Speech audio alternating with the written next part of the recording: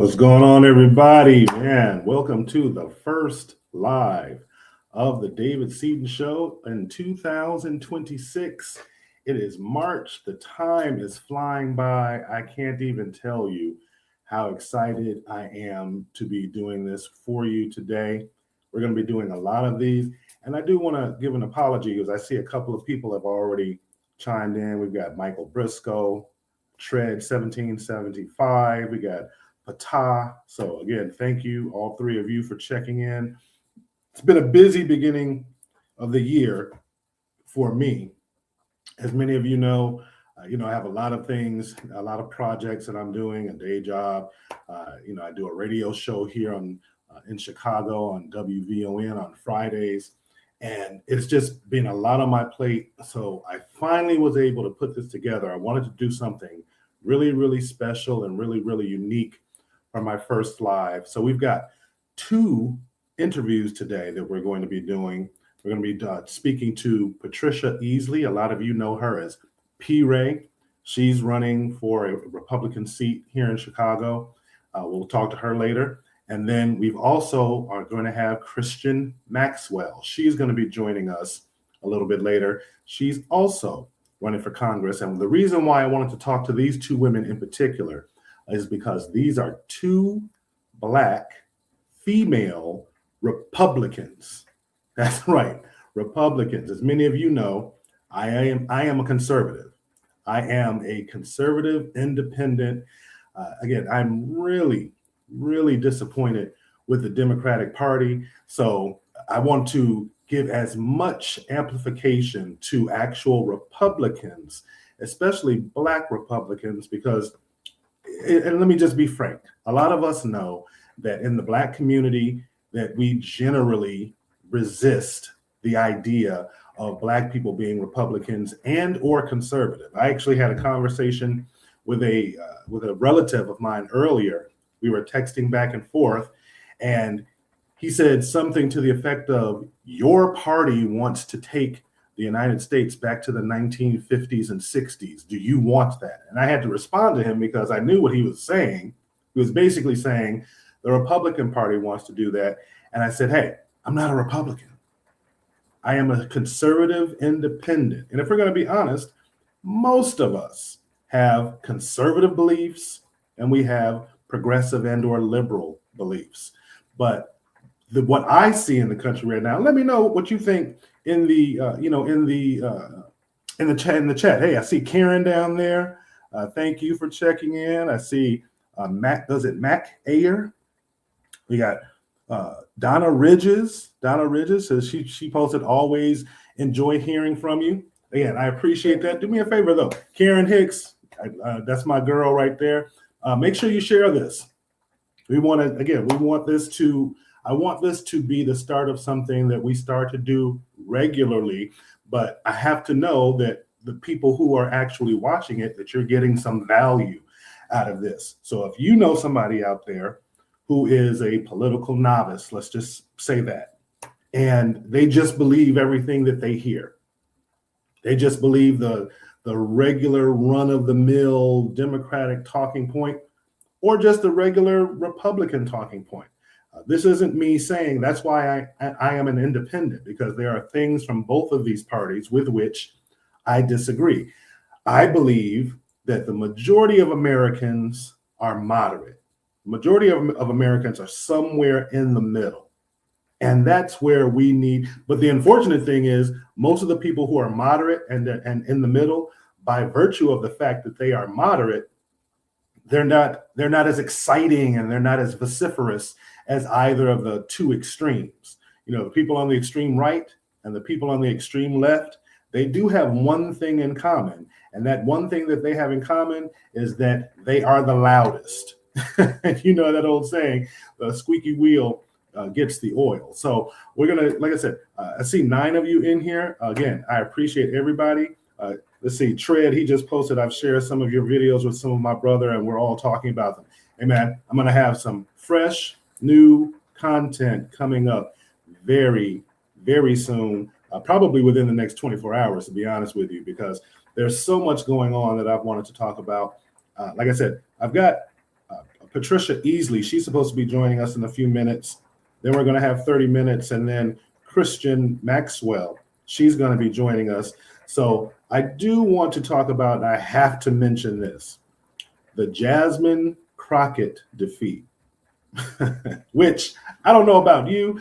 Put it down in the chat, but I couldn't be happier that Jasmine Crockett actually lost that election. It's actually funny because I posted something on Facebook and I said something to the effect, I referenced her as ghetto Jasmine Crockett. And I got a lot of people, attacking me and saying, how could you do that? How dare you call her ghetto or what have you? But here's the thing. Jasmine Crockett, and she told you right at the beginning of her election, she talked about when her congressional district, got gerrymandered, it got deleted. And when she started running for Senate, she was talking about how Texas was a majority minority state. And if you look at the actual numbers on that, it's basically true. If you look at Latinos in the state of Texas are around 40-45%, somewhere in there, depending upon what numbers you look at. African Americans are around 15%, and then Asians are around another 5 to 7%. White people are like 35% in the state of Texas. So in her mind, her entire strategy was, I'm going to go after the minority vote, and then I don't even have to worry about talking to anyone else because that's out there. That's more than 50%. Here's the first mistake that she made. She assumed that everyone who was non-white was going to vote for her because she's Black, given the choice between Tellerico and her. That was her first mistake. Her second mistake, and this is, if you know anything about me, I absolutely hate this when people talk about racism all the time. And she made a mistake by telling the Latino community, now that ICE is being dispatched and they're going after illegal immigrants, what did she do?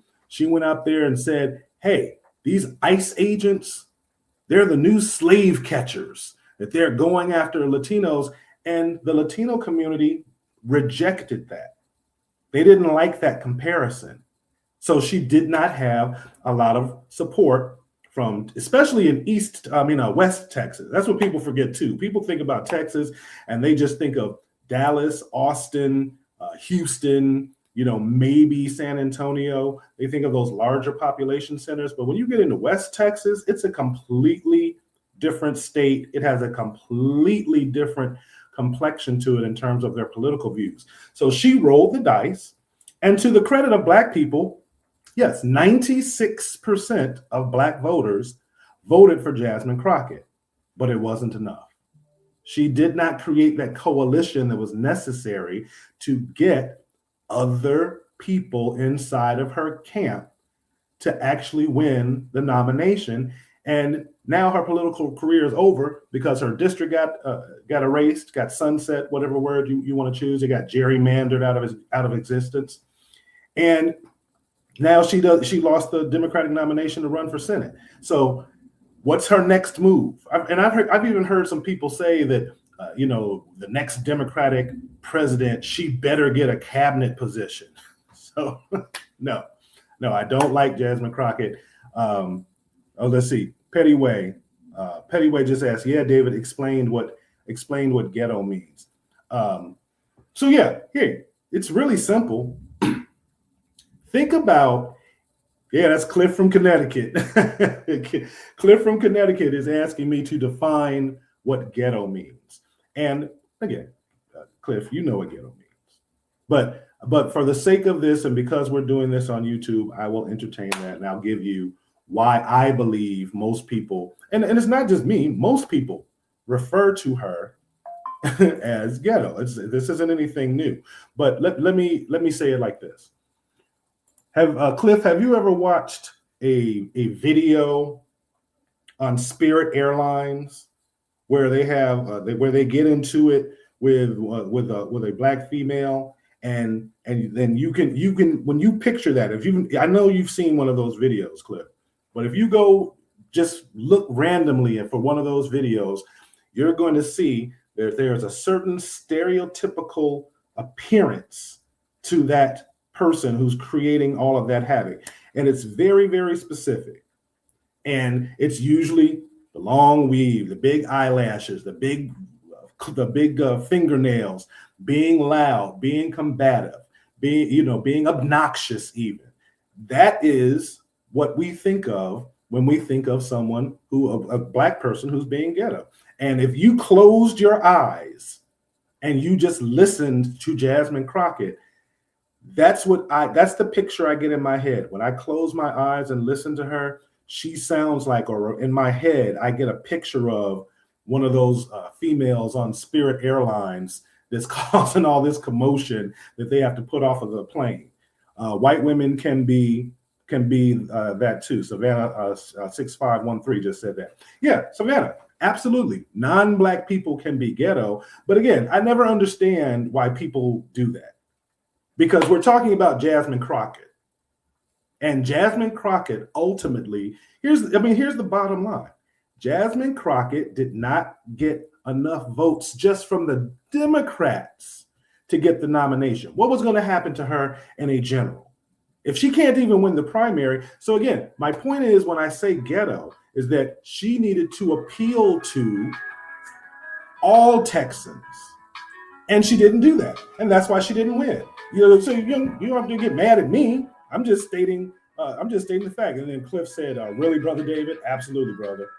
Absolutely. Hold on, give me 1 second. I think this is my PR person. I think we're trying to still track down P-Ray. Nope.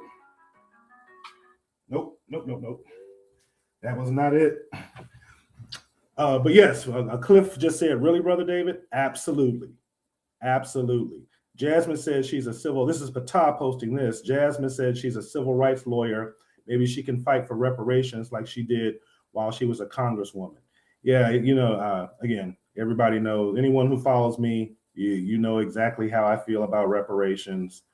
I think that's a fool's errand. I don't think reparations is never going to be issued. So all of the people out there who are talking about reparations, you're better off just taking all of that energy and just putting it into creating some value for yourself. I talk about this all the time on my show. You don't need, Black people, we do not need a check from the United States government for something that happened to our great-great-great-great-grandparents. The playing field is level in 2026. You can become whatever you want. No one is standing in our way today. So that's why I don't like the whole reparations thing, because there are some people out there who really believe that we're going to get it and deserve it, and they're sitting on their butts in the meantime. And I just don't subscribe to that. I'm going to go ahead and send this link to this live to my PR person. Shout out to Laura Miller, because she has been an integral part of everything that I do and our success. So I'm going to just send this to her really quickly, and then we will keep going. I was expecting her in at 3:35, but there have been a lot of people who've been watching. Anybody watching Jesse Jackson today? Kellen Bassett asked, are you watching Jesse Jackson funeral? No, I'm on live. so no, I'm not watching that. I was listening to it earlier. And even, let me even say this about the Jesse Jackson funeral. And this is something that I think is unfortunate.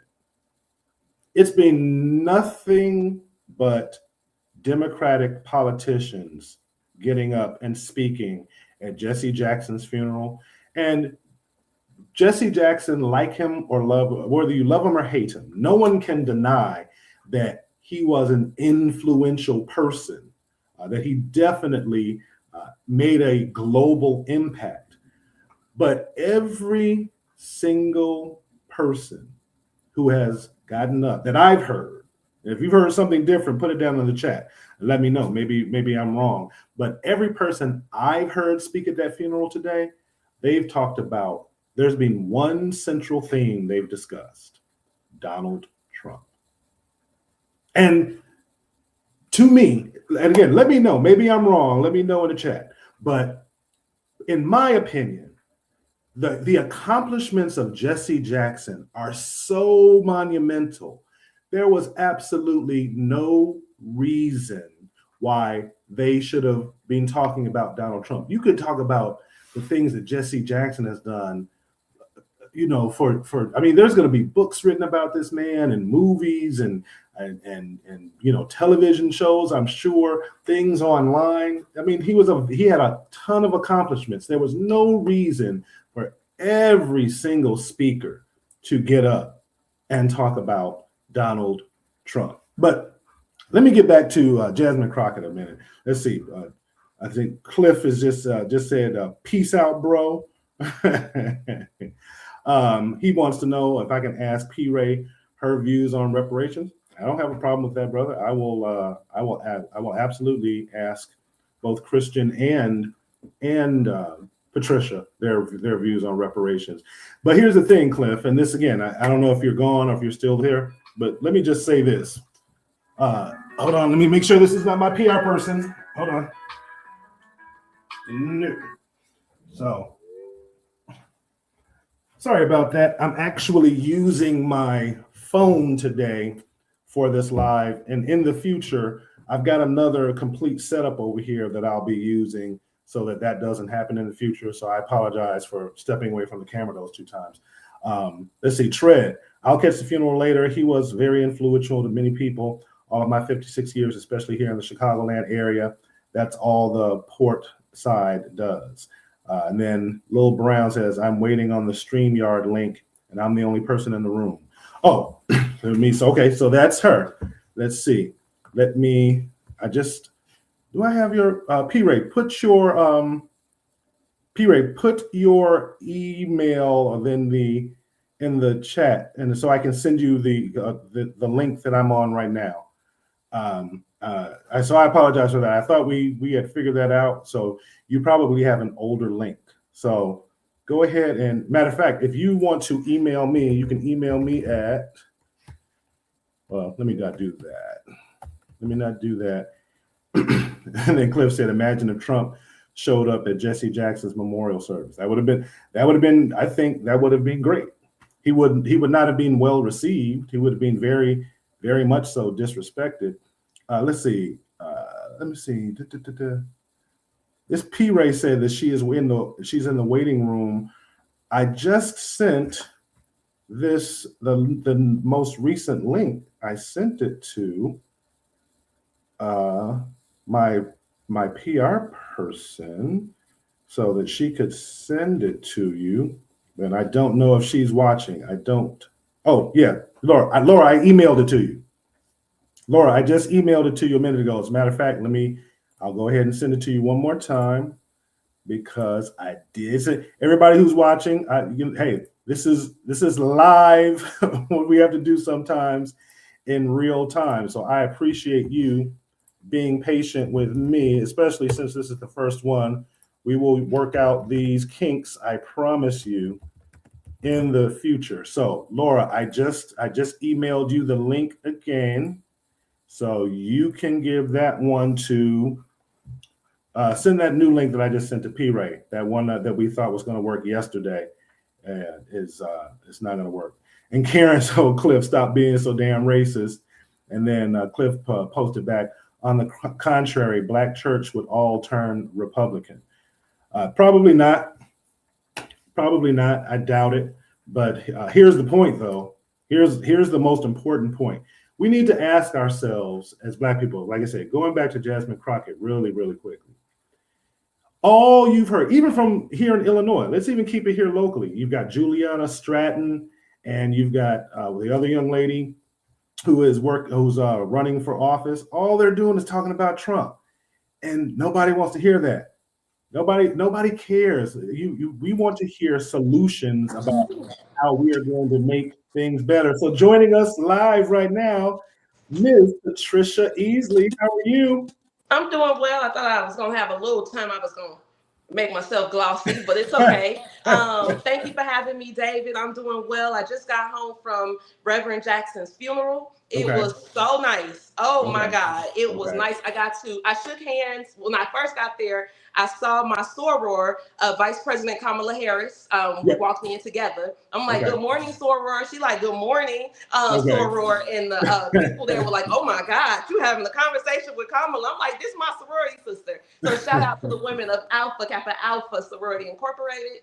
I also had a chance to meet Tyler Perry today, which was like, whoa. I always said I watched For Color Girls on bootleg, and I said if I ever watch Tyler Perry, I owe him $7 because that's a great movie. But I didn't have time to pull my money out to give it to him because I shouldn't have bootlegged it. But overall, like I said, it was wonderful. I want to give my prayers and well wishes to the Jackson family.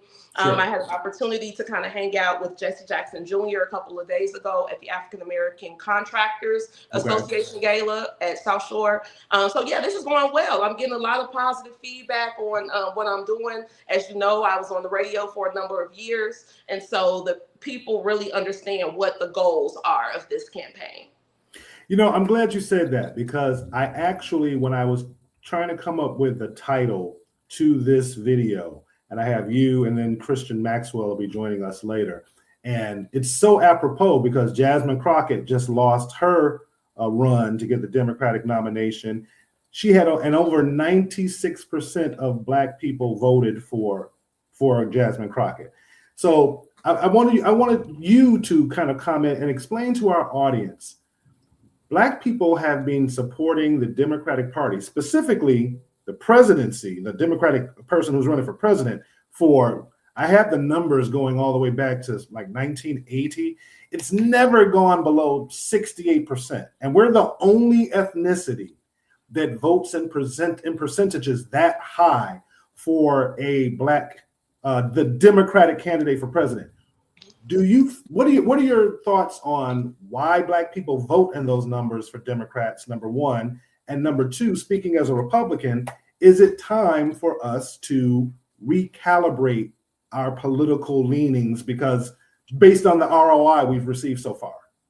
So one thing that my father, his name is Ray Easley, he got a bachelor's degree in history from NIU in 1980. So my whole life was nothing but a long history lesson. And this is what the history is of us voting Democrat in this town. When our grandparents and ancestors came up here from the South, they were Republicans, proud Republicans, happy Republicans. However, the Democrat machine literally bullied and terrorized them into joining the Democratic Party.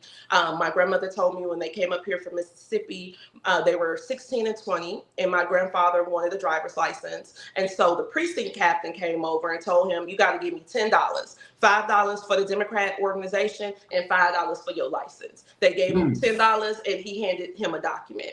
So we had what's called the Shackman Decree, SHAKMAN. This is a federal decree that literally told the city of Chicago that it cannot continue to bully people politically in order to withhold jobs and general access to the society. So that's why we vote Democrat in this town, because it was literally terrorized into us. However, I keep sharing with people that this is no longer the Irish mob. These are the weird kids from high school, okay? The theater kids. I shouldn't say that the theater kids aren't inherently weird, but these are the weird kids. And so it's not like the mob, as my daddy told me one time. I said, Daddy, we did all this talking today and we talked about the Civil War, and I think that we done being Democrats. Now I had to be like 15 years old. We done being Democrats, okay? They gave us the Civil War. There's the Party of the Confederacy. If you look around our community, they're tearing us up. Daddy, from now on, we gonna be Republicans. He said, you shut your damn mouth, Ray. Don't you ever say that again. If you say that in this town, they will stop shoveling our snow. They will stop picking up our trash, and somebody will pop you in your mouth. Don't you never say that again. And if you in this town, don't you ever pull a Republican ballot because you don't want it on paper that you are part of the Republican Party, because they will terrorize you from the back end. Wow. Okay, this is what was put in my head at 15 in my kitchen. And I'm not the only person who had this conversation. So when we talk about the voting patterns of our people, we have to grant them grace, because we are literally trying something new that we've never done before. So when it comes to these presidential candidates, it's the machine that's handling this. Remember, the machine is the one that put Kennedy in play.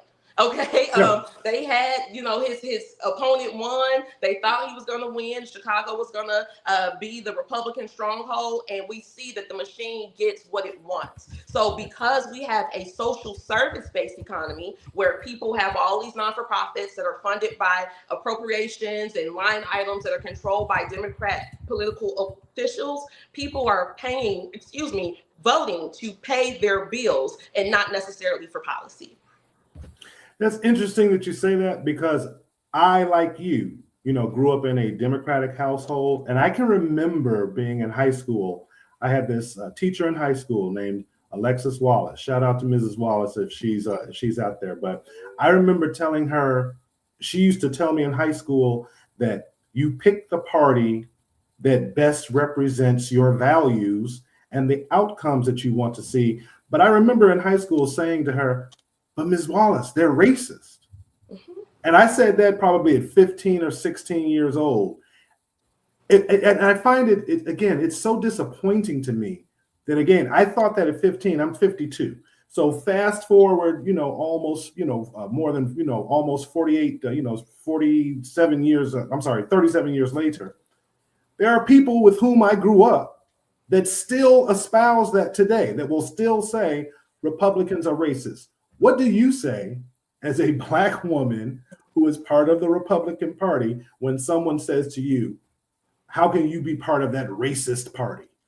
I remind them that the Republican Party was founded in 1854 to stop the expansion of slavery. I remind them that our ancestors, the Negroes, as you know, David, I call myself a proud Negro. The Negro people are Republicans. When we were Republicans, we were building HBCUs. We still have the artifacts. We were building towns. My four-time great-grandfather is a man named Perry Strong.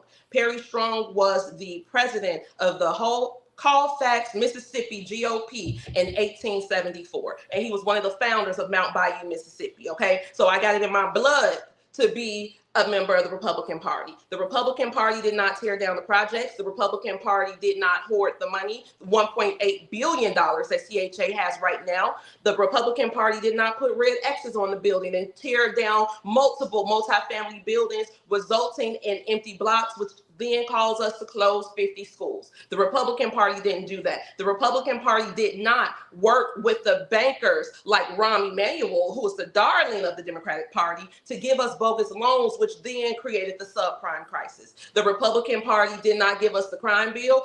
We have to be clear about who our enemy is, and it is not the white Republican boogeyman. These are Black Democrats, African-American Democrats, doing that to us because they are more concerned about getting yard sign money than they are caring about the needs of their people. And that's why they want us to find comfort in chaos. And my self-esteem too high for that. So I tell people my self-esteem is too high to be a Democrat. My daddy taught me when somebody mistreats you, you better get away from them as fast as possible. And the Democratic Party does not like the Negro in the city of Chicago.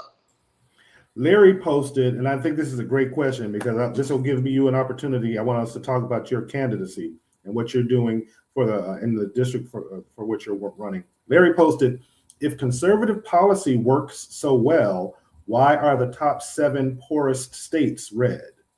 Because those are agricultural-based states.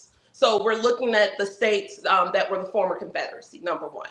But beyond that, they're not a city of Chicago. They're not New York City. They're not LA. They don't have major industrial work there. That's why people left Mississippi. I always would say to my grandmother, I hate being cold. I hate being cold. It's the worst feeling in the world for me. So I said to my grandmother one day, Mama, why did y'all come up here to all this snow and ice? She said, baby, if you knew what we were running from out of Mississippi, you would have ran up here with no shoes on too to the snow. So I get that from an economic standpoint because I have a finance degree from Hampton University. So it's not based on the policies of that state. It's based on what those states can produce. And a state like Mississippi is mostly agricultural. So is Alabama. So is Georgia. All of these states that cannot compete with a Chicago Stock Exchange downtown. Right. So we've got to stop looking at this in terms of political party and look at what those economies are producing.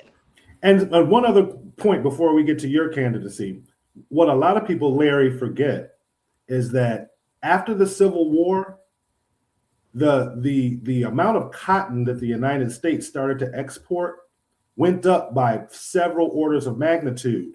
That was after slavery, because that's when the Industrial Revolution happened and we started using machines. And because the South, they had just built an entire economy based on human beings and human capital. So even if slavery hadn't gone away, they were still going to be displaced because they couldn't compete with mechanization and with technology. So correct. And again, you still have that mindset down there, and I think it's persistent. I think that's the reason why they're still poor to this day. But again, let's get to your candidacy. Tell everyone the district that you're running for, the person against whom you are running, and then we'll get to the main three pillars of your campaign. So I am running in the 7th Congressional District. Behind me, you can see my logo. This is my district, the west side of Chicago and the south side of Chicago. I believe that this district was specifically drawn to put as many Black people in it as possible. So the district goes from Manheim to the lake. That includes Westchester, a little bit of Hillside, Bellwood, Maywood, Broadview, Oak Park, Forest Park, River Forest, Oak Park, and then Austin, Garfield, North Lawndale, New West Side. We go all the way up to Cabrini Green, all the way to the lake. And then going south, we go through the South Loop into Bronzeville, Inglewood, and a bit of Washington Park. So this is a very comprehensive district. I'm running against an 87-year-old man named Chad Copey from Kane County. Chad is a lot of fun. Now, wait. I like how you introduced him. Say that one more time. His name is Chad Copey. No, you said 87-year-old man. Yes, and he lives in Gilbert's, Illinois. He has never lived in our district. He stated that he's running just because he can. Okay, this is just a hobby for him to keep himself active. However, he's still on the ballot, so we got to treat him like an opponent. I grant him a lot of grace because he just doesn't know. For instance, the NAACP hosted a forum about a month or so ago at Collins High School, and he got up there and wanted to tell us about how he was a pilot and how one of his white co-workers went into the colored bathroom and someone was calling me. Sorry. Yeah. I have him on Do Not Disturb, but people call you twice. I digress. So how his white co-worker went into the colored bathroom. Now, to hear colored from an 80-something-year-old man made the crowd go, oh! And another thing he talked about was how the slave ships were sinking so bad that they could smell them across the ocean. Now, what that has to do with the 7th Congressional District, I don't know, but that's what he wanted to come say to Black folks. And I could chop that up and say, look, this is this white man saying color in slave ships, right? But I don't want to do that to him because, again, I know him personally and I grant him a lot of grace. I have 3 reasons that I'm running for this position. Number one, I have been training for this job since I was 12 years old. I'm 38 years old. That's 26 years. When I was a child, I volunteered in Congressman Davis's office to help with the federal initiative that the Congressional Black Caucus had called WOW, with ownership wealth. And the goal was to increase Black home ownership by 1 million between 2000 and 2010. When I graduated from high school in 2005, I had 500 service hours from specifically working on federal housing policies. So this is a part of the reason that I left and went into political exile, because when they were putting the X's on the building, I'm like, I put people in that house. This was my work that I'm watching go up in plumes of smoke. And I was just hyper offended. So what I did was, after I returned from my exile, I had an opportunity to go to the White House. And I ended up going there because I saw Dr. Ben Carson on a blog post that said Sunken Place Coon Festival. What is this? So I clicked it and I saw that they were having a Young Black Leadership Summit in Gaithersburg, Maryland. I'm like, whatever this is, I'm going to apply to go because I have to talk to the housing secretary about federal housing mismanagement in Chicago, because obviously somebody's not having the right conversations. Sure. And so I applied to go, and then 3 days later, I got an invitation. The President of the United States requests your presence at the White House. Please RSVP. Okay, so I go to the White House, and I've been down 5 times. I went to the White House and walked right up to Dr. Carson. Dr. Carson, I'm Patricia from Chicago. This administration talks too much trash about my city, and it needs to stop. We are dealing with federal housing mismanagement, and you, sir, are the housing secretary. Compel the city of Chicago to spend the over $1 billion that they've been hoarding since 2000, and we can take care of ourselves. We are the children of the Mississippi cotton pickers. Nobody's stronger than us. Nobody's tougher than us. Nobody will outwork us. You do your part and we'll do ours. So he started laughing. He's like, whoa, I know women like you from Detroit. You walk right up to me. I'm like, yes, sir. I didn't come in here to take pictures. I came in here to handle some business. So he told me that the goal of the first administration was to get rid of the aldermanic prerogative, because that's what has allowed CHA to hoard the money. Any development that an alderman does not want in their ward, they have the ability to veto. So nobody wanted to give permission to build. He said, once we get rid of that, you'll see that we're gonna have shovels in the ground. Lori Lightfoot got elected right after I went. She went and had a conversation with the president, Ivanka, and Dr. Carson, and said, no more aldermanic prerogative. Okay, so my goal now, I was just at the White House 2 weeks ago. And I had an opportunity to meet with Secretary Scott Turner. But before that, the White House sent senior HUD officials here to meet with Chicago Red, which is my political action committee, with our team downtown at the Metcalf building. And we spoke to them about how CHA is hoarding the money, how the land is still empty, how we have facilities like the Cabrini Green row houses and the Lathrop homes that are just empty. If you go down to the Village, you'll see a bunch of dog signs on those row houses. So we have a lot of vacancy. They have $1.8 billion. The migrants were getting emergency housing vouchers because the mayor. Let me stop you there. So for any of you who don't know, who have never heard P. Ray, she has been one of the most vociferous opponents of this money being allocated. I've seen you on Fox News. Yes. I've seen you at city council meetings. P. Ray is definitely someone who is fighting for the actual residents of Chicago, and has told this administration, the Johnson administration, stop giving our tax money to people who are here illegally. I just wanted to say that because I think that's an important part of your resume. Thank you. And I appreciate you seeing me. You know, you can't see yourself, so thank you for the acknowledgement. You can type in your name, you type your name in YouTube, and all your Fox News appearances pop up. Yeah, I had to get some help. Okay, so like on a biblical level, Job 2:8. In that scripture, Job's wife is talking to him as they're going through what they're going through. And she said to him, you still maintain your integrity? Curse your God and die. I'm not about to curse my God and die. We gonna live. So that's why I went to go get some help. So anyway, I digress. So we tell them everything that's going on. The illegals are getting the vouchers. Our people still outside. We got a bunch of people up in Iowa who want to come home. They said, okay, we're going to get in the cars with you all. We'll drive around. The government shut down. They came back. They got in the cars. We drove them all around the city, and they were appalled, David. Appalled. They were like, oh my God, why is it like this? Why? I said, that's why I've been doing this play for 8 years, because I want to know why is it like this. So they said, based on our field trip, we showed them 50,000 units of housing. And I believe that it shamed the city because 6 weeks after that event was publicized, the city announced that they're going to reactivate the Loomis Courts development, which is on 13th and Loomis. And that has about 300 apartments in it. So I can say that I got 300 apartments open in the city of Chicago through my advocacy. I got those receipts in my purse. So as your congresswoman, I want to get CHA back under federal control because the city of Chicago obviously cannot handle the work. Obviously, they tried, they can't do it. Wait, Brandon Johnson wants to put one of his friends in charge of CHA and Walter Burnett. Say his name. Walter Burnett, former Alderman Walter Burnett. But you know what Brandon Johnson said his biggest qualification is? That he grew up in the projects. So let's talk about Walter, and then I'm gonna get back to the plan. So I'm in the car with these. I have to ask you because somebody put it here in the chat. It was a question someone asked. What are your thoughts? Do you think Brandon Johnson is going to get reelected? No, not under any circumstances. I agree. So you and I are on the record today, March 6th, at 4:04 p.m.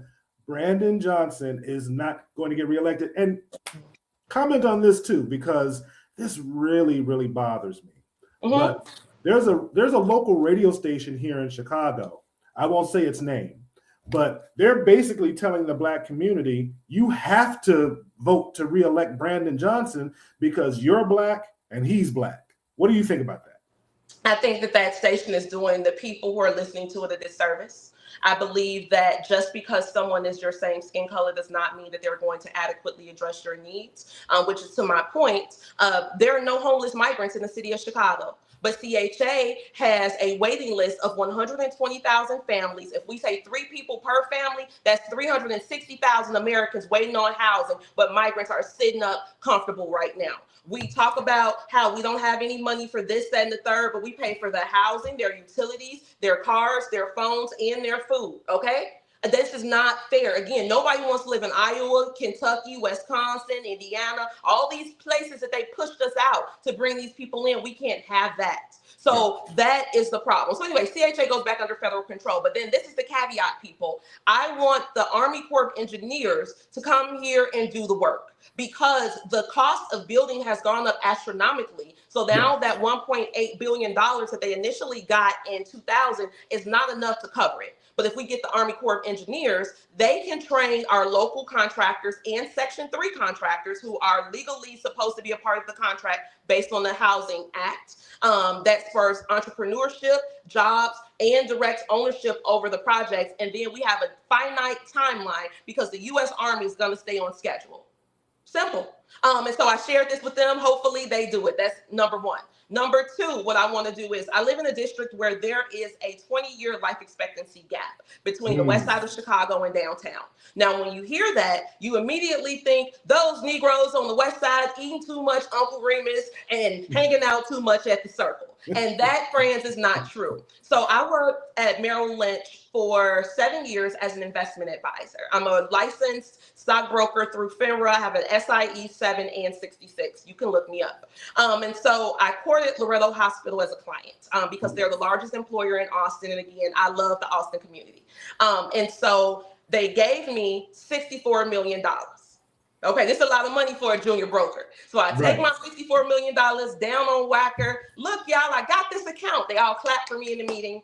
They run it through the back. They say, I'm sorry, Patricia, we can't move forward with the deal. I said, why can't we move forward with the deal? Because their Medicaid reimbursement rate is too high. What that means is a healthcare facility will treat someone with a medical card, and then they send those receipts to the federal government for reimbursement. The federal government does not pay 100% of those receipts. They pay between 60 and 70% of those receipts, and they don't come on time. So if you have an institution that has more than 17% of Medicaid reimbursement, that is now a risky credit client, and they do not have access to the primary credit market. This is why Loretto is like it is, West Suburban, Jackson Park.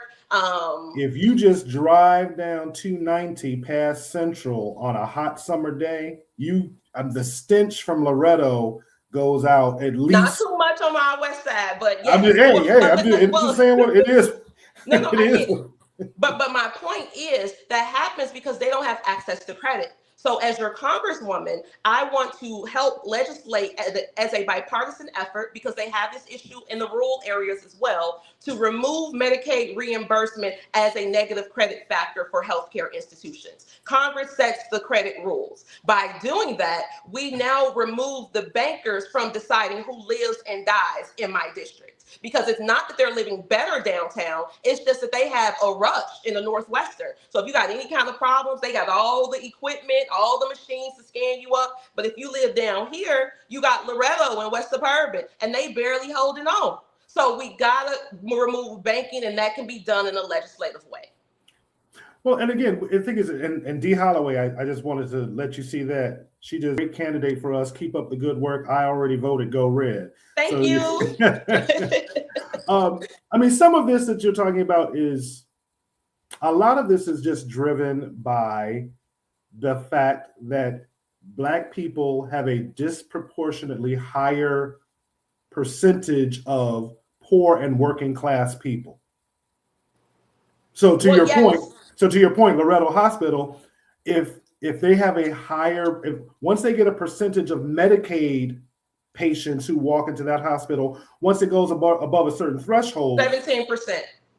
it's no longer, it's no longer profitable. That's why a lot of times when we talk about pharmacy deserts in Black neighborhoods, some of it is that people are stealing out of the retail part of the establishment, but the other part is what you just said. When they go get their medication and they're using their Medicaid, it's only reimbursing to 65%, and then they're waiting longer for the reimbursement. Correct. So the corporation, whether it's a function. CVS or a Walgreens, they're making a financial decision that it's not profitable to stay in those neighborhoods.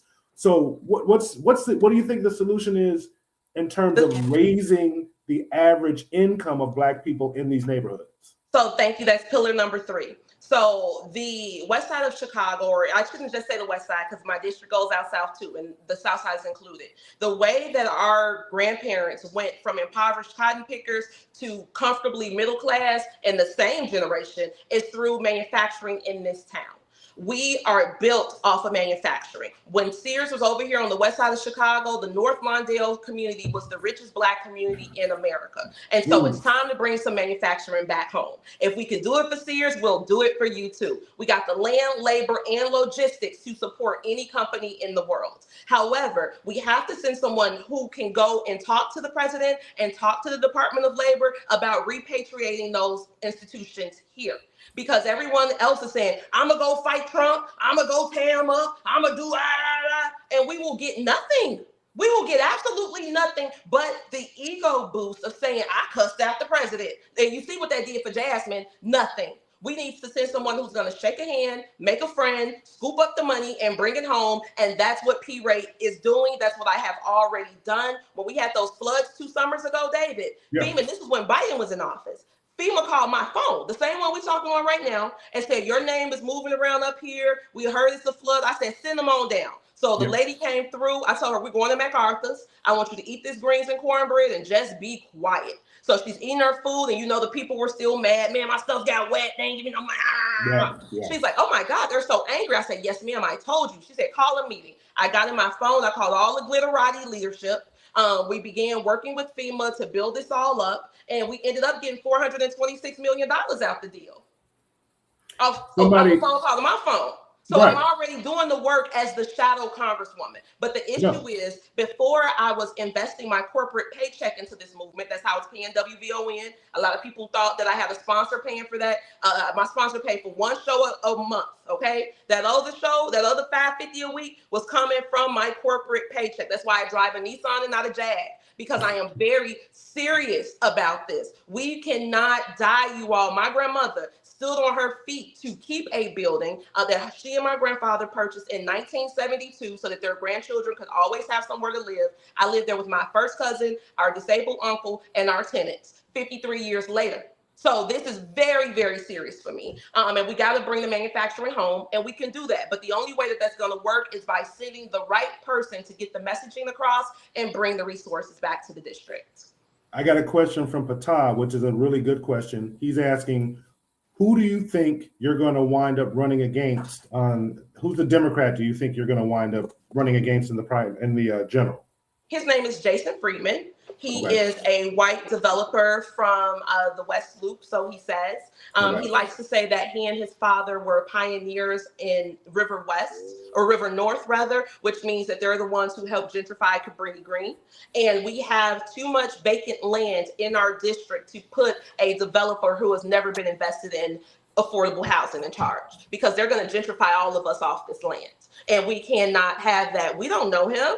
We don't know him. And so that will be my campaign against him. The people know me. They know I don't lie. I don't steal. I don't cheat. You heard me on WVON. I research everything I got to do. And I was successful in getting the attention of the President of the United States of America to give us exactly what I asked for my town. It's not easy to get the president's attention, but I did it, and I didn't take it for myself. I didn't ask for a cabinet position. I said, Mr. President, send HUD to my town. Mr. President, give us immigration enforcement, because in my district, we have the heroin highway that's trafficking 90% of the heroin in this country, and they're selling $2 billion worth of heroin a year in my neighborhood. When I said that to Don Jr., he said, $2 billion? I said, billion with a B. So tell your daddy, hurry up. This is not a game for us. We got leaning, we got rocking, we got overdosing. We had $51 million allocated in an opioid settlement lawsuit that was supposed to go to building rehabs. Brandon reallocated that money and gave it to the illegals, which means that the cartel got paid going and coming because the people paid the cartel to bring them here, and then we rewarded them by giving them our tax dollars. That can't be. So we have to have somebody who can go and handle the business, because obviously on the state and municipal level, they need some help. So we got to have some different conversations. For those of you, if this is your first time on the David Seaton Show, because P-Ray and Patricia Easley, candidate Easley and I, we equally disdain Brandon Johnson. I think he is a dilettante, but I digress. I've got an entire video of an entire series of videos on this channel. It's probably at this point about 50, going back 2 years. So once this live is over, do yourself a favor and go check out that. I'm going to be uploading some more videos on some recent things that he's done that I think is just ridiculous. I think he's leading Chicago in the wrong direction. And we see this happening in major blue cities and states across the country.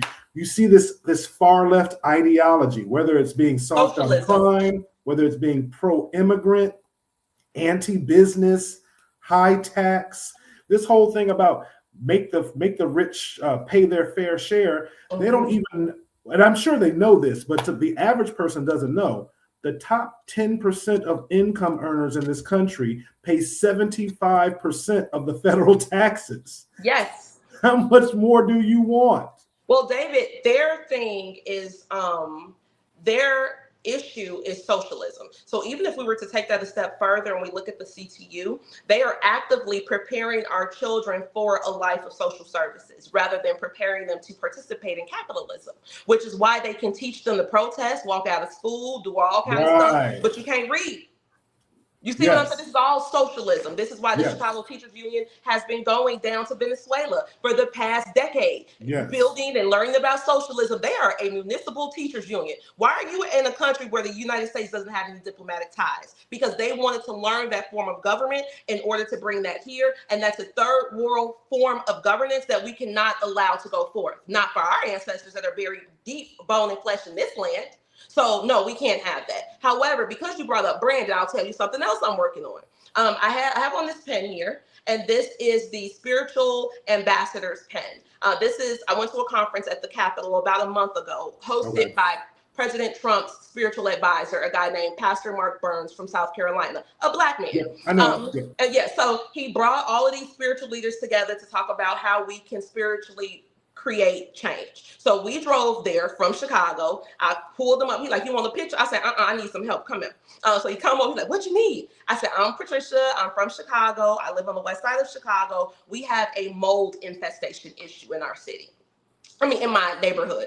The mold is so bad now that it's now in the furnaces and it's blowing through the houses. We can get this immediately fixed if our mayor amends the community block grant that he submitted, what I told you about, the money, to say that we need extra money to do mold remediation. But we can't do that if we have two grown men fighting. Okay, this is their beef, not ours. I said, so I need you to take this from a political level and look at this as a humanitarian issue. And I'm gonna hook you up with Brandon Pastor, and we're gonna have a pastor meeting. And then y'all go back and y'all talk to y'all, your person, and you tell them this is way deeper than this. Way deeper. We need y'all to get into Jesus' doorway and think about the people who are choking off mold right now and who are dying in their homes, who are being poisoned in their homes." He said, okay. So, hopefully we can get this peace treaty going very quickly, because again, we don't have the privilege of fighting. We don't have the luxury of fighting. We are barely holding on after all of these plays they tried to play on us. We beat them and everything. And now we need some real live help. We need a friend, and I'm gonna fix that too. That's my goal. That I told Brandon, I went down to City Hall, spoke on the mic on December 10th. I told him, "You're from the West Side," even though he's from Elgin. I said, "You from the West Side. We know how to shake a hand, make a friend, sprinkle sugar on words. That's why you sitting right there. So I need you to go do the same thing for the president so we can get this mold out the basements." So yeah, this is what I do naturally. Again, I've been doing this since I was 12, y'all. So please give me a chance to do it in Congress. If I'm doing all this from the House, imagine what I could do in Congress.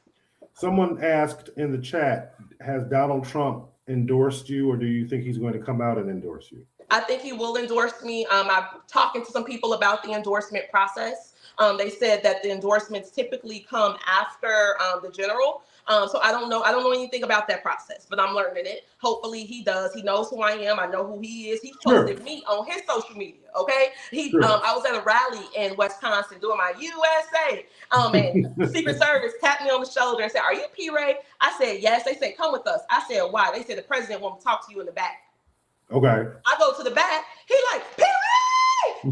Hugging me, everything. And he's like, "Yo, you're so brave. You're the bravest woman I know. I can't believe you doing all this in Chicago." I'm like, "Who gonna check me, Mr. President? We're trying to live." So again, I have this connection. I just have to figure out how to make it more broad to benefit me rather than the entire community. Right. I love that. Hey, I'm going to end it here because I've got Christian Maxwell. She's on deck. But you and I, because the primary, tell everybody the date is what? It's March 17th? It is March 17th is the date. Okay. However, we have early voting going on every day. Please go and beat the lines. Vote red instead, okay? If you have high self-esteem, get away from the people who do not like you. They gave your money to the migrants. They gave us all kind of chaos. And had we not fought back, we would have been destroyed in this city. The reason that the whole country is looking at the city of Chicago right now is because Black folks stood up and said, "Not in my neighborhood. We are full and free Americans. There's no more 3/5 a person," all of this stuff that they try to use to trick you out of your piece of the American sweet potato pie, because we're American as sweet potato pie, not apple pie, sweet potato pie, because that's ours. So this is our country, and I will do the work of the American people to make sure that we are living the dreams of our ancestors. PRayForCongress.com, and contribute a little bit too. Yeah, I was looking for that. Say your website one more time.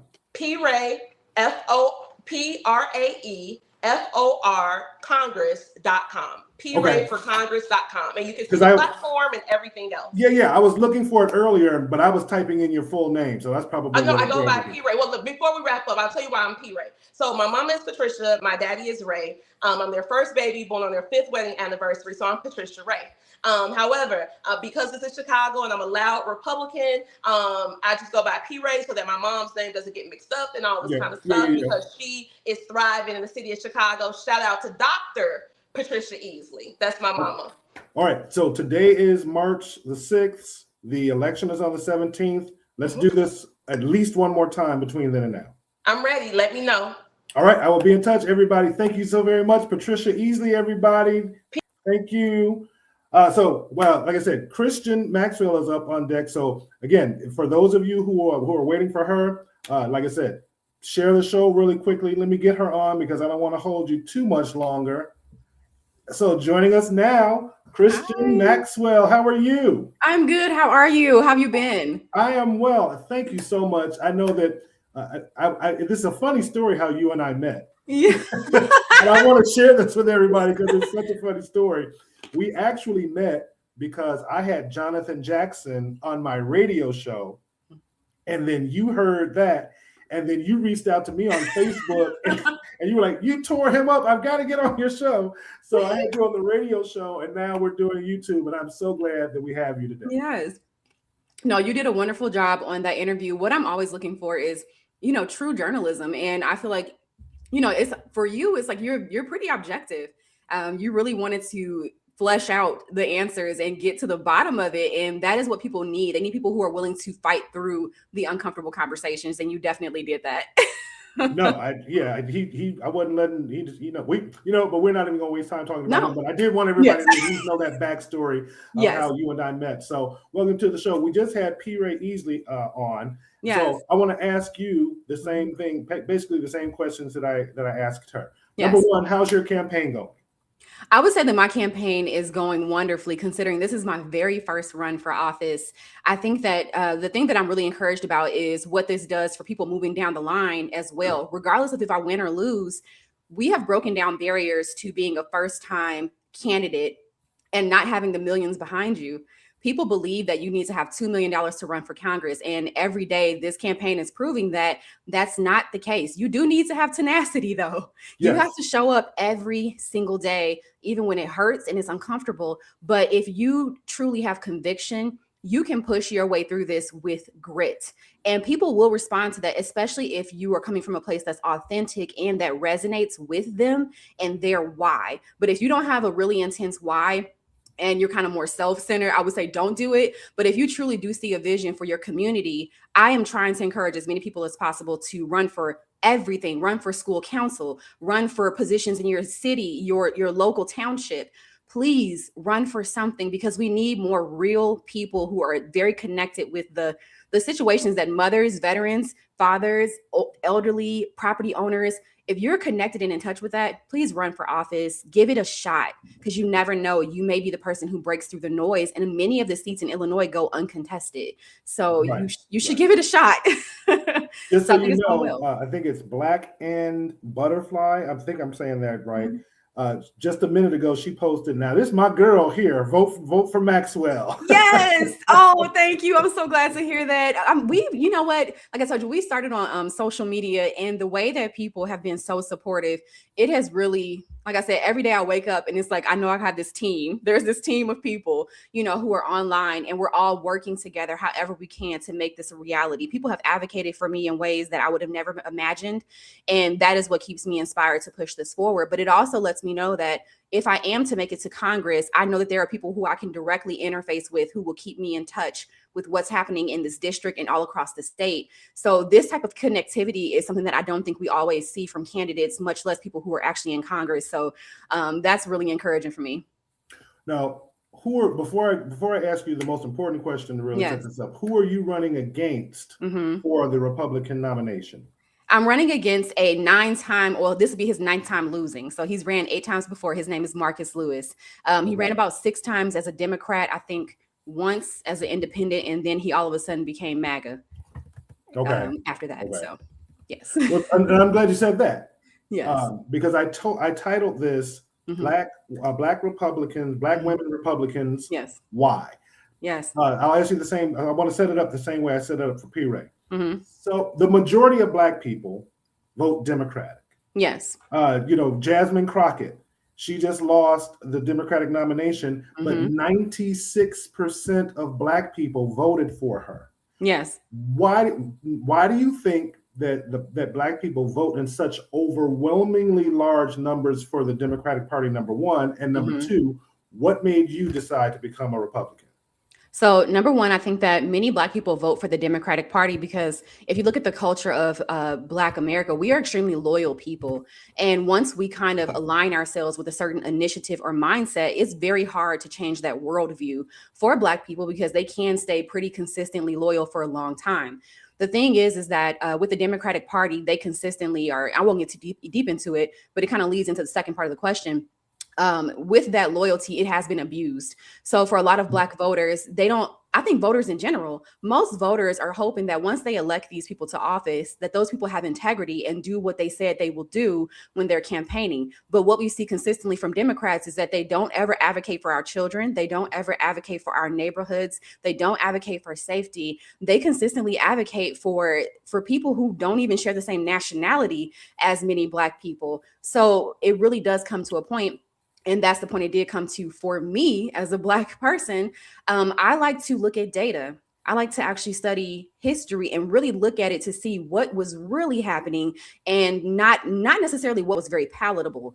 So when I really started to do more and more of a deep dive to see what is the history of the Republican Party versus the Democratic Party, I saw so many inconsistencies, and the more inconsistencies I saw, the less I trusted the Democratic Party, especially because some of the issues that existed in the Democratic Party in the 1800s, early 1900s still exist to this day. You still see them treating Black people like an afterthought and like a tool. So Yes. slavery, Black people were a tool. And right now, Black people are still a tool to the Democratic Party, as you just saw with Jasmine Crockett. I think that she even learned a lesson that she'll have to continue to reflect on, is that she was a useful tool. And people actually accuse me of being something like this. But at the end of the day, the way you see the Democratic Party burn through Black women, you can't really say that you see that on the Republican side, because that's just not possible. And it's just not the truth. So for me, like I said, when I really looked at the history of it, I could not find enough evidence that substantiated Democrats being for Black people. I looked through so much. The Trail of Tears was the Democratic Party. Reparations were given to Black people by the Republican Party, and then they were taken back by the Democratic Party as soon as the Democratic president took office again. When I looked at the 1994 crime bill, that is the Democratic Party, a Democratic president. That was Joe Biden.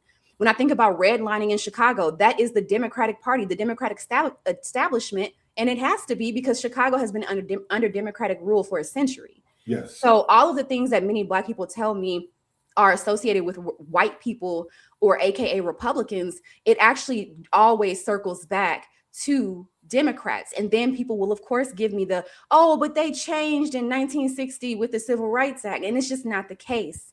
Because the Civil Rights Act was held up, and it was one of the longest filibusters in history because of Democratic senators. They were so opposed to us getting civil rights that they held up the vote as long as they could. And then they finally gave in. But what we saw after that was the total decimation of Black culture across the US. So when it's like they gave in, but they found another route to destroy our communities. And what I want to see our communities restored. I want to see America restored. I want to see our great cities restored. I grew up in East St. Louis. And if you know anything about East St. Louis, it used to be a beacon of industrial, just what industrial, Yes. the industrial time was about. My grandmother used to drive me through downtown, and she would point to all the abandoned buildings and tell me, this used to be Woolworths, and I used to go here to get this and there to get this. And just hearing how she talked about what East St. Louis was, it showed me what it means when a city becomes decimated and is destroyed and broken down. But those people who are loyal to that city still live there. There's Right. still historic Detroit residents, historic Chicago residents that are holding on, praying that restoration will come. But one thing I do know for sure is that Democrats are not interested in restoration. Even when I look at, for instance, Jonathan Jackson, all Congress people have a chance to advocate for community projects throughout their districts. When I look at the community projects that Jonathan Jackson advocated for to get appropriations for, they don't address a lot of the core issues that most people in Congressional District 1 have. He advocated for things that are basically failures of Chicago's mayor. So he tried to get funding for RTA. That's what I just saw a lot of funding for RTA. And I know that CTA is very important, but there's a lot that he could have done that other even Democratic representatives and Republican representatives across the country, they advocated for projects that would have been so much more beneficial to our district. So him being so out of touch is something that we just can no longer tolerate, especially considering the tremendous investment that the country puts into each representative. He's not just paid $174,000 a year. You are investing about $2 to $3 million a year into a representative and their staff, and all of the expenses tied to them. So he's largely ineffective. He's only done about 11 pieces of legislation since he's been in Congress. To put it in perspective, I think AOC has done 70. Right. So it's, when and you Jonathan Jackson, if you get the Republican nomination, you're Yes. running against Jonathan Jackson. Yes, I'm running against Jonathan Jackson, and we need, people may be opposed to the Republican Party, but at the end of the day, Congressional District 1, Chicago, and Illinois needs energy, and he does not have that. And he's based on my experience with him, he's intellectually lazy. He's just spouting out all of this. He just spouts out just the party tagline, and people deserve better, especially today. Tell people, so share with us. I'll share with our listeners the 3 top pillars of your campaign. I know I went to your website and I think you've got 8 different things, but it was around 8. But what are the top 3? I want people to know who they're voting for, whom they're voting. Yes. So one of the main things I'm running on that is going to be my top priority for the first term when I'm elected to Congress. The biggest thing we have to do is we have to address the stronghold that CTU, Chicago Teachers Union, has on Mm, Chicago. The yes. boundaries of that union go far outside of what you typically see for a union. Chicago Yes. Teachers Union should be focusing on compensation for their employees and wages, things of that nature. They actually, at this point, are basically lobbyists and doing all types of things that impact the city as far as choosing political leaders, Yes. bullying our state into not giving us school choice. Yes. Black families all across the city would benefit largely from school choice. Right across the border in Indiana, they are about to implement school choice, and that's going to put about $6,500 of money into parents' pockets to pay towards their education costs. I can't imagine what that would do for families all across Congressional District 1 if they were getting $6,500 towards their child's education. And here's the kicker. Governor Pritzker has no reason to deny us school choice outside of him allowing himself to be bullied by the CTU, because here's the thing, not a single dollar of the funding comes from the state. So for the state of Illinois to say we're not going to give parents school choice because CTU has fought against it, because they know that parents would not choose to have their children in CPS if they didn't have to, that's not okay. And that's doing detriment to our students. Jonathan Jackson is not speaking out against that. And I know that he cannot and he will not, because he has to stay in rank with the CTU and the city of Chicago. So figuring out how to get the CTU under federal trusteeship is something that I'm going to seek my first 2 years diligently. I want to see the Department of Justice go after the CTU to flesh out all of the embezzlement or corruption Yes. that may exist inside of that organization so that we can replace their leadership. And just so people know, your 4 children are homeschooled, right? Yes, they're homeschooled. Right. So you're not, this isn't an academic exercise for you. You're actually No. living what it is. And to your point about CTU being political, I Mhm. think one of the most galling things that they did in the last year, and this is whether you like this person or not, is not the Yes. point of my statement.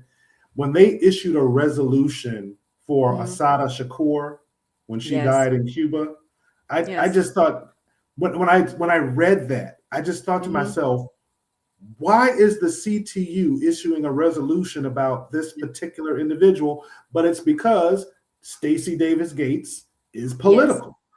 She's very politicized. And I think that for parents who are wondering why their child seems disconnected or wondering why their child is extremely angry or things of that nature, you have to start to wonder what is really happening inside of CPS classrooms. I actually was there protesting with Chicago Flips Red this morning, protesting the CTU. And the way that those people reacted to us even being there, it just spoke volumes about their accountability to the community. Because if I was a part of a union and I saw parents out there saying, hey, we feel like we're being betrayed by you, I would want to know what's going on. Because if I thought that I was really advocating for children, I would be deeply concerned by being protested by parents who say that you're using their children as pawns, considering Yes. the fact that why are children leaving the school during the day to go protest when we have to, if a child is going on a field trip, do you know how they have assigned permission slips and far in advance and all types of things? But here children are leaving campus to go protest. And we see aldermen proud of it, saying, yeah, this is what we want to see. No, this is not what we want to see. We want to see our children in school, in the classroom where they should be. So And the CCU can't continue to do that. I probably wouldn't have an issue as Mhm. much, except for the fact that fewer than 15% of graduating of Black children graduating out of CPS in the last year are reading Mhm. proficient. That Less would than be 15%. here's the thing. I wouldn't have a beef. It would be little we could say. If those children were reading and we did not see CPS becoming a school to prison pipeline, I wouldn't have much to say. But when I have Cook County correctional officers messaging me saying, yes, I know for a fact that there are young men who are literally inside of prison and they can't even sign their name. These are lifelong Chicagoan boys who are in prison, going straight from high school into prison, and they can't even write their name. They can't even read the charges against them. That is a failure of epic proportions. And we can't just, reading is the greatest gift that we can give children. And if a school can't do that bare minimum, you can't teach phonics, You can't teach phonics and then you tell the parent, oh, that's on you. No, that child was at school for 8 hours that day. Phonics and teaching them how to read is the bare minimum for the school. Going above and beyond, yes, that's for the parent. But if a they kid can't get can't that read, done while they've got the kids going out marching against ICE. if you're teaching about socialism, you're teaching about they're so bent on socialism, and that's like I want the CTU to go back to focusing on what their job is. They need to be put in their place. They need to focus on compensation for their employees and wages, and then CPS needs to get very much so aligned with the goal of literacy for Illinois students. So advocating for students is me advocating for parents, because students who are literate and then have that chance to go and attain scholarships, again, that increases the wealth of that family. I want to advocate to make sure that Illinois families are having access to or have a champion for school choice, because other states are getting $6,500, $7,000 towards private school. That puts a lot of wealth back in a family's household. Like I said, I'm a very family focused candidate. Like I said, I'm very clear, about why I would be going to Congress. I'm going to Congress to fight for families because I intimately understand the dysfunctional environment that families exist in here in Chicago. The reason I'm still homeschooling, because it wasn't my goal to homeschool forever. My reason is that I live within Chicago and I have 4 children. Putting them into private school would be a tremendous expense. Tremendous. Yes. And none of the public schools around me have higher than what a 15% literacy rate. So how could I put my children into those schools? Much less, my husband is an officer, and I know for a fact that, he's arresting children who go to the neighboring schools right in my community. And these children are on drugs and they're, committing crimes. And the thing further still, I want to let you get to points 2 and 3 for our listeners. But scarier still, I know people who are teaching professionals that when they were in high school, they got a 13 on the ACT. Yes. So we really need to recalibrate. Or what are your thoughts about? Do we need to recalibrate how we're even selecting the educators? If you were average or below average in high school, but then you go get a teaching certificate and a degree, and now you're trying to teach college prep kids, there's a mismatch there. Yeah, there's a huge mismatch. And that's why I think that one of the other core goals I have is incentivizing private industry to come back to the state of Illinois. So when you can do that, you start to bring in a more diverse work pool. Right now, what you see in Illinois is a shortage of workers in every industry, and teachers are included. So many schools are relying on who they can get. I've seen people who I knew never had a desire to become teachers. They are now sitting in classrooms like, how did I get here? And it is because they really did have to pull whoever they could in order to teach in many of these schools. So if you can bring in private industry back into Illinois by incentivizing them to train workforce and to develop our workforce here in the state, that will also attract more people to come back to the state, which will then give you a richer pool of teachers to pull from. So the second thing that I know I have to focus on is seeing how we can create legislation that incentivizes the private industry to start to flourish again in the state, because that is why we see property taxes through the roof for private citizens. We don't have enough businesses in the state of Illinois, and there's nobody trying to focus on getting businesses back here. They're actually focusing on how they can drain the ones that are left, and all that does is push them away, causing that tax burning from the property taxes they no longer pay. It pushes it right onto citizens, and the citizens cannot bear the burden of major companies and the property tax they would have been responsible for. So we have to really start to see how we can get those companies to want to see Illinois as a destination, because they see sound leadership at multiple levels throughout the state. So that's another core goal for me, is creating legislation that paves the way for that. Let me just dovetail on that statement to any Democrats out there who are listening. Take this one piece of advice. High taxes and high regulation causes people to leave the state. Whenever someone asks Brandon Johnson, when he talks about wanting to raise taxes, and they ask him, hey, people are going to leave, and he always says, well, no one's leaving. That's not true. The state of Illinois and Chicago have lost tens of thousands. The state has lost hundreds of thousands of people, and most of those people go to states that have a lower tax burden or no taxes. In the case of places like Florida and Texas, I think there's something like 8 or 9 states now that have no state income tax and they seem to figure it out. So, so we got for you was education, business, bringing businesses, which pro-business, Illinois, which is basically a tax conversation. And what's number 3 for you?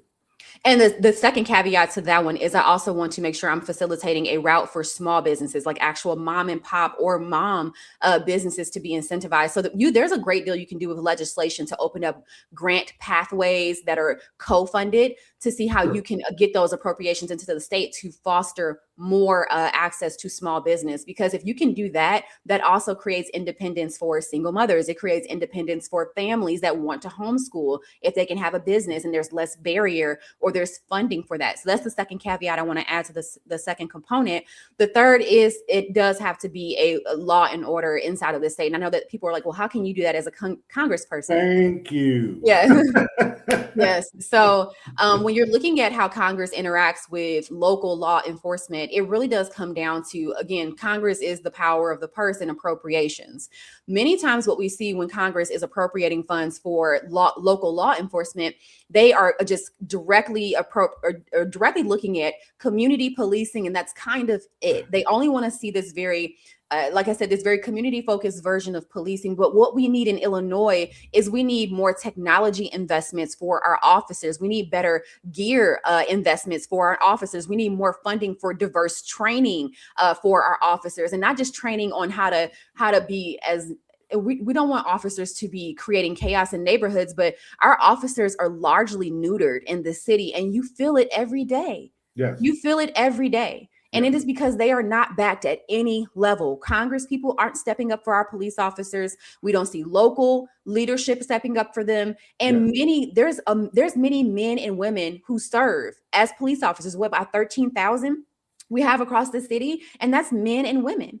Yes. Why are we not supporting them and doing their job to the fullest extent and doing it responsibly? When I'm looking at appropriating funds, I want to see those type of stipulations put on the funding. I want it to go to the actual investment of the officer. I don't want to see CPD still having to invest thousands in their own equipment. I hate when I found out that they were investing in their own equipment on the front end. I'm like, that means that they're going into debt almost. No, that is true. That's been a long time thing in Chicago that police officers were buying their own bulletproof vests. Yes, and it's so expensive. It's so expensive. And when you think about that, it just really discourages people from pursuing the industry. And being a police officer is a really good job.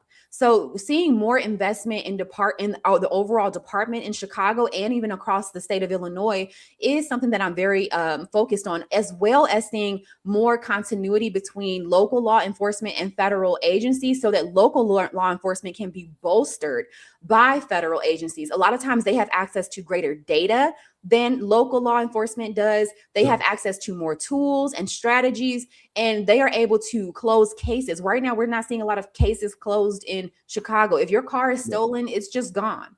You know, if the way that people can flee from police officers and police officers are not allowed to chase them at all, these are things that create an environment of lawlessness. And I think that people don't understand why it's so lawless here. It's because of multiple levels and layers of bad policy and bad decision making at every level of government in Illinois.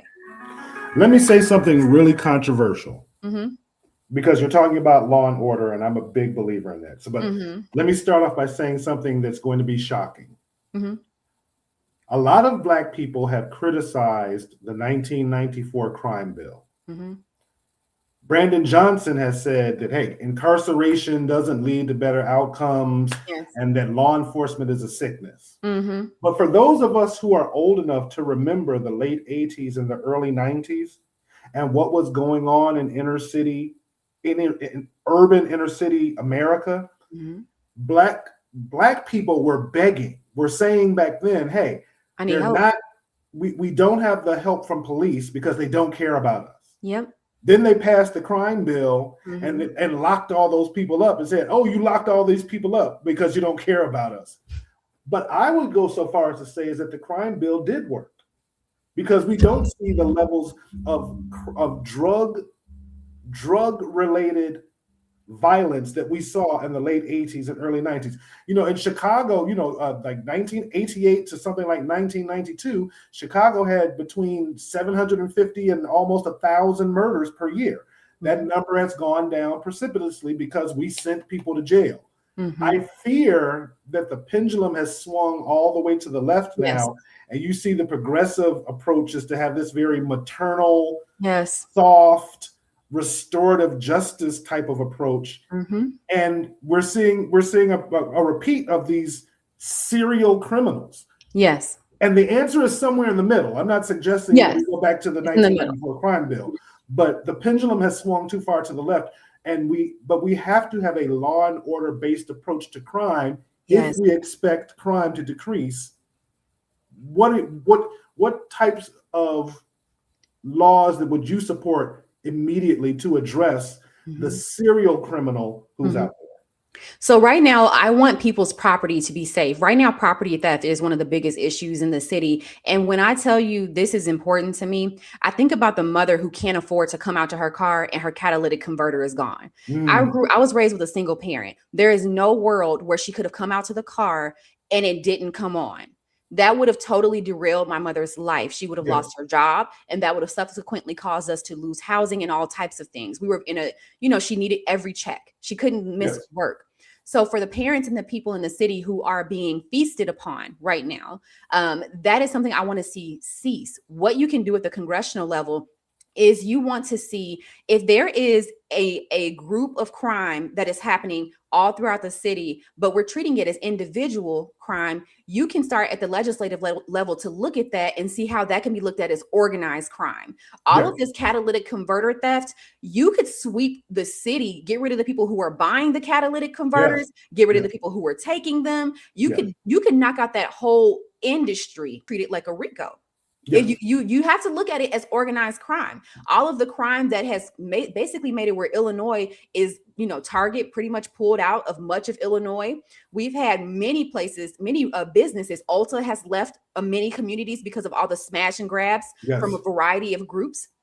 So if we don't put a kibosh or just really clamp down on the rampant small crime that looks individual and start to look at it as organized crime, that is how you really start to calm all of this down and allow for the city to be more efficient. You can't expect police officers, when they're at a deficit of like 3,000 officers, to be able to address all of this and look at it as individual, especially because the Safety Act in Illinois cumbers them or is even more cumbersome. They have to look at, when a judge is reviewing somebody for bail, they have to only look at the individual crime they're there for. They can't look at the fact that that person has been before the judge 70 times. They have to base the current bail and whether they'll get released on pretrial release off of what they're there for today. So they could have beat somebody a few weeks ago, but if today they're in front of the judge because they stole some chips from Walgreens, they have to just base pretrial release off of the fact that they stole some chips from Walgreens. There was a very recent story, for those of you watching, I'll be posting it this weekend, the very recent story of a woman from Maywood that there was the guy's name was Daniel Figueroa. He was a DoorDash driver. He was delivering some food, I think, to Loretto Hospital. This woman steals his car. He comes out, tries to grab the handle, and he falls. The rear tire goes over his head, so he died. And so they arrested her, but she had just committed a felony 2 weeks before, and she's been incarcerated 7 different times for 7 different felonies.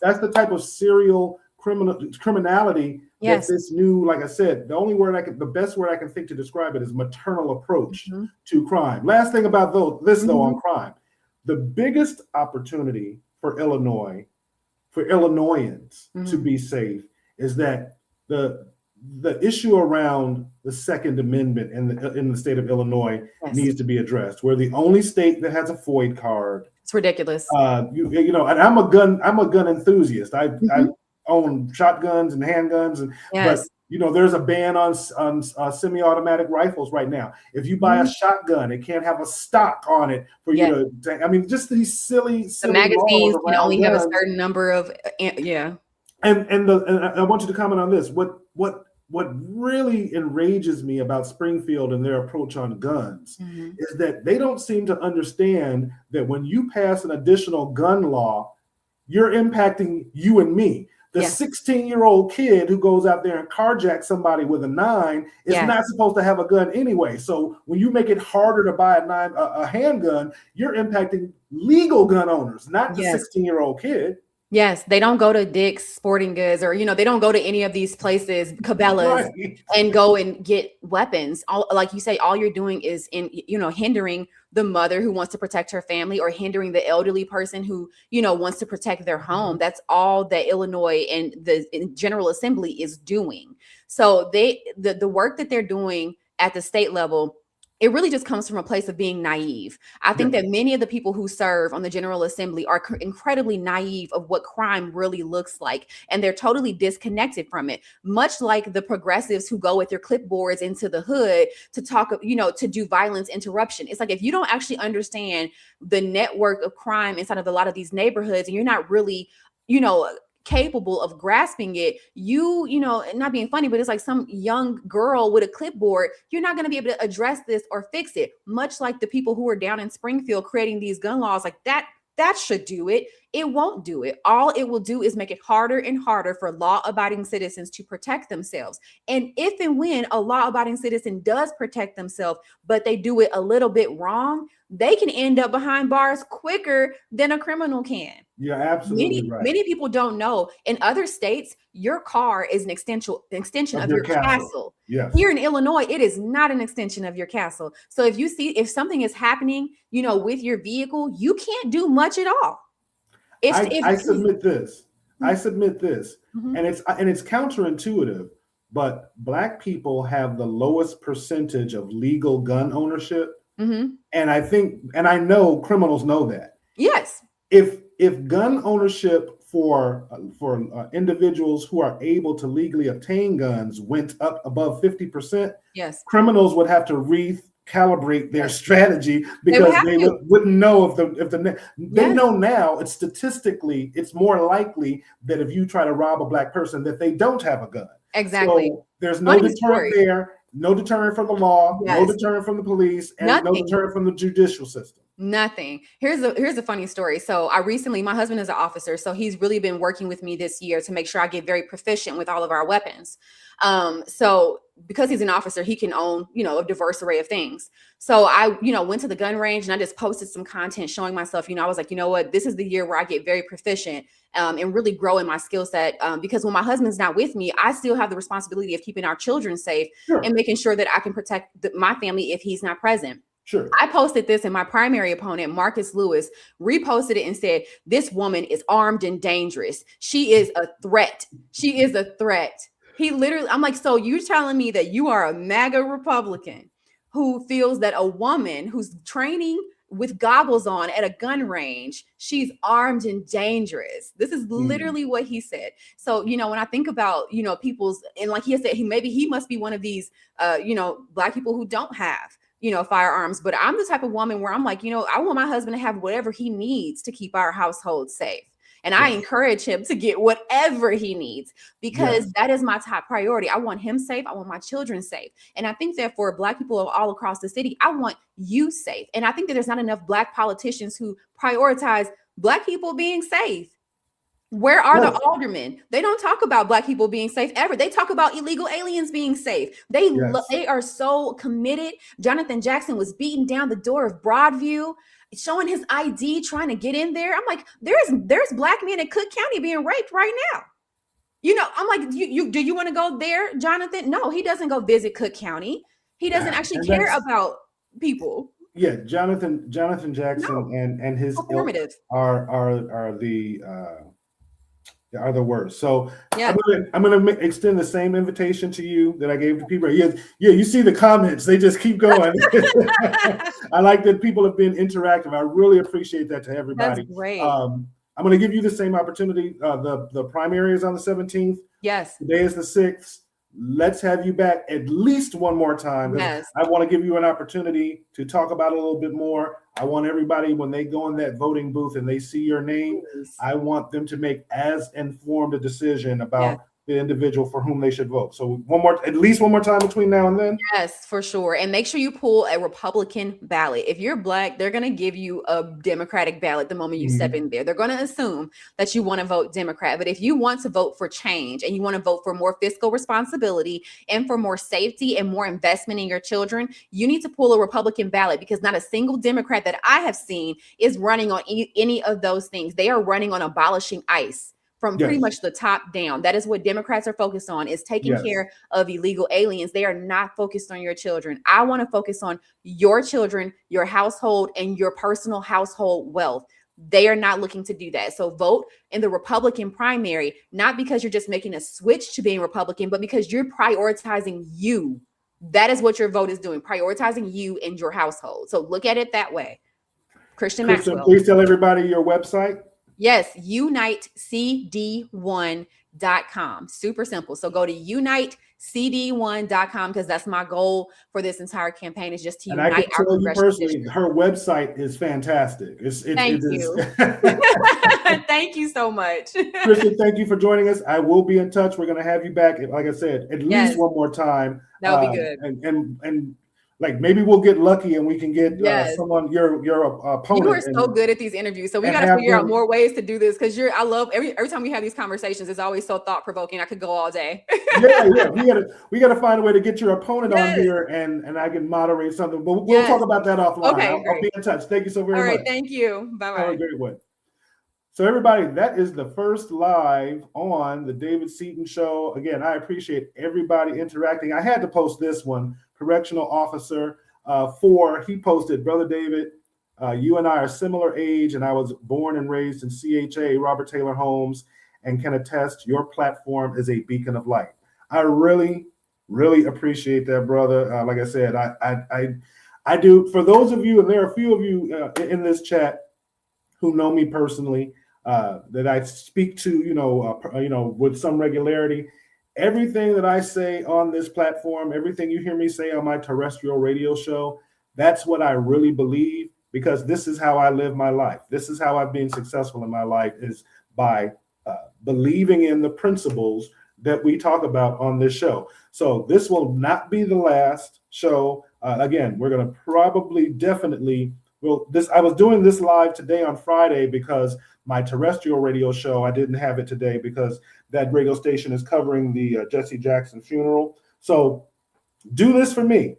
Let me know what day you would like to do this live. I'm thinking that I'll probably start doing it probably Wednesday evening. It'll be a different evening day, but we're going to continue to do these live interviews. Again, between now and the election, I want to introduce as many of these candidates, Republican candidates, to you as possible. And if you ever have a question or a suggestion on something we should cover, you can always email me directly at the David Seaton Show at Gmail. I set up that Gmail specifically so individuals could interact with me. You can always go to my website, SeatonSpeaks.com, and you can email me there.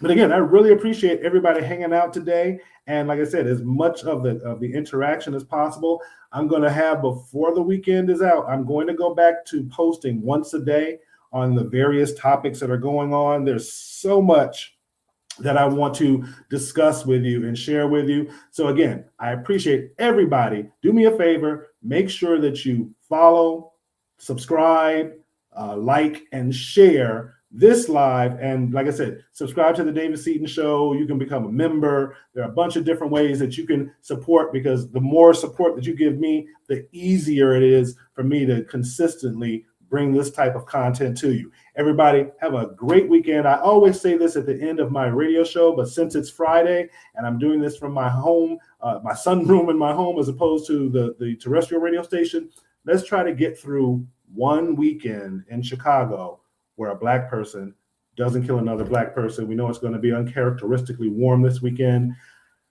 But I doubt that that's going to happen. And that's unfortunate. I can almost guarantee, in fact, that it won't. So everybody have a great one. I will be in touch with you really soon. And like I said, become a member and subscribe, so that way anything that's coming up, you'll turn on your notification bell and you'll be the first to know when new content is uploaded and the next time we go live. I appreciate everybody. Thank you and have a great weekend.